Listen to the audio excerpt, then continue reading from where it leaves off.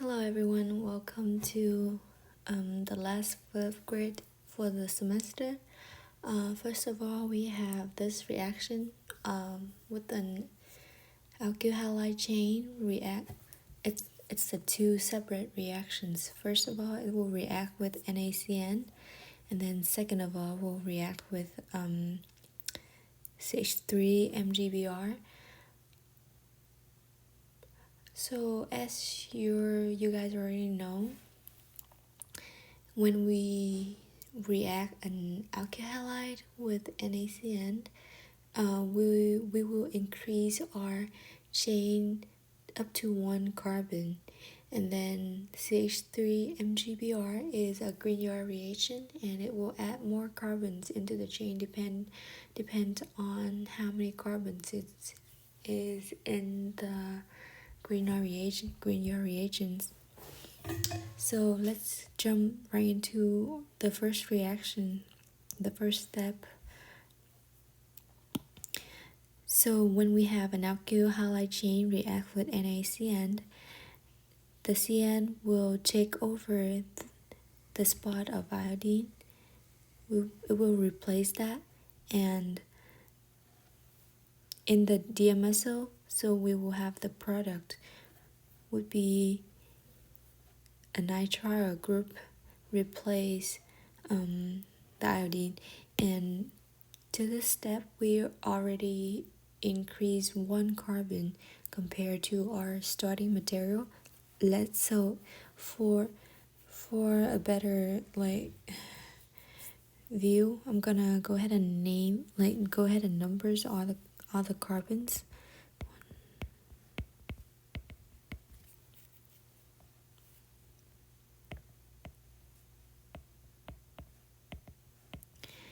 And here's our 7 carbon. So we already increase 1 carbon, and then we will have the nitrile chain react with a Grignard reagent. When a nitrile react with a Grignard reagent followed by hydrolysis, we will form a ketone, and depends on how many carbons is in your Grignard reagent, we will extend our chain. So in this case, we only have 1 carbon. So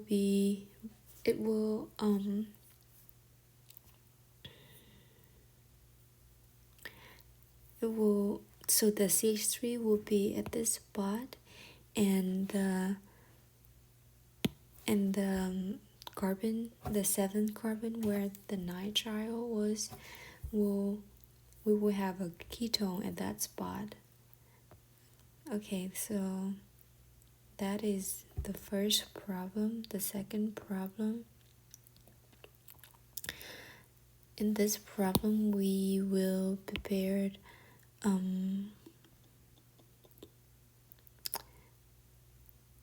this molecule here into this, and I number the carbon. So as you guys already see, we increase 1 more carbon, and from the previous problem we already know that to gain 1 carbon we can use nitrile. And then notice that we have a primary alcohol here. Most of the time when you guys see like an alcohol, it's either primary or secondary. We will use lithium aluminum hydride to reduce something to our alcohol, right? So our goal is to, first of all, we will increase 1 carbon at this bromine position, and then we will convert it into like a carbonyls. In this case, it's gonna be like carboxylic acid. So we have a C double bond O and then the OH, and then when we reduce that using lithium aluminum hydride, we will have the final product. So here is the reactions. First of all, react with NaCN in DMSO, we will gain 1 carbon right here, and have this, the whole thing react with NaOH, followed by hydrolysis, we will have a carboxylic acid, which is here, and then reduce it, which we will add more like hydrogen into this spot to reduce everything. So now this is our product, the primary alcohol. How do we name this? 2-phenol propanol. Next question. Let me.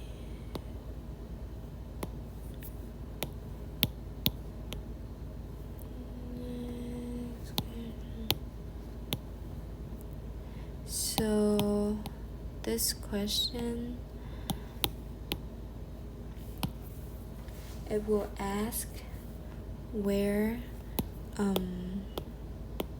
copy.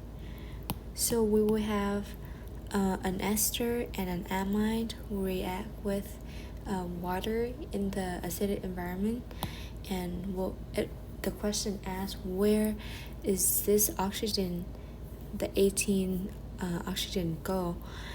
And another question would be, if both reactions were stopped at the 50% conversion, which substrate will have a greater amount? Okay, we're gonna figure it out step by step. First question, where the 18 oxygen go? To see it, like for a better view and understanding, I'm gonna show you guys the mechanism. Okay, so this is the mechanism to convert an ester into a carboxylic acid using water and in an acidic environment. So first step, this oxygen right here, the lone pair of this oxygen will pull electron toward it. So right now it will have an OH plus. Now the water, which contain an 18 oxygen, the lone pair of that oxygen will attack into the carbonyl carbon, which make the double bond go back to the oxygen. So now we have an OH and then our water attached to the carbonyl carbon. And then we already know that if how do I say that? In the same carbon, oxygen can transfer hydrogen, right? So this lone pair of hydrogen will pull right here, will pull the hydrogen toward itself and making this 18 oxygen neutral. To this step, so come to here, oxygen, the lone pair will kick the electron back to the carbon, force the whole thing will leave since it has a positive charge. It's a good leaving group. Now we kind of see our product here, carboxylic acid, and to the final products, you guys see that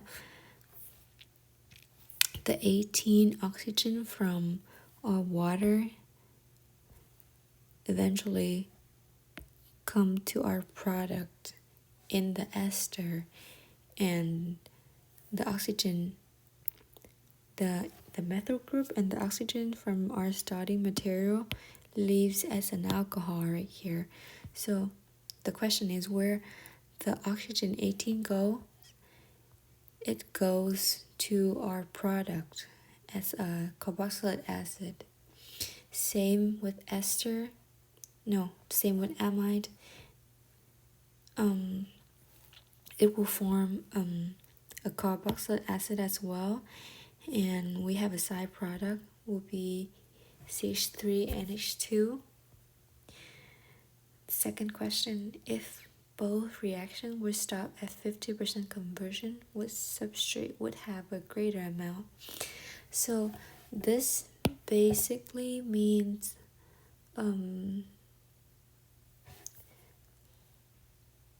about equilibrium, right? Equilibrium. What side it will favored.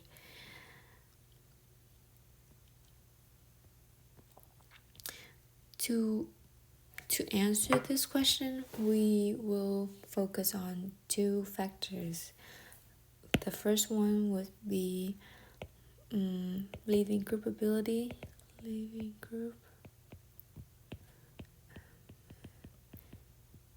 and the reactivity.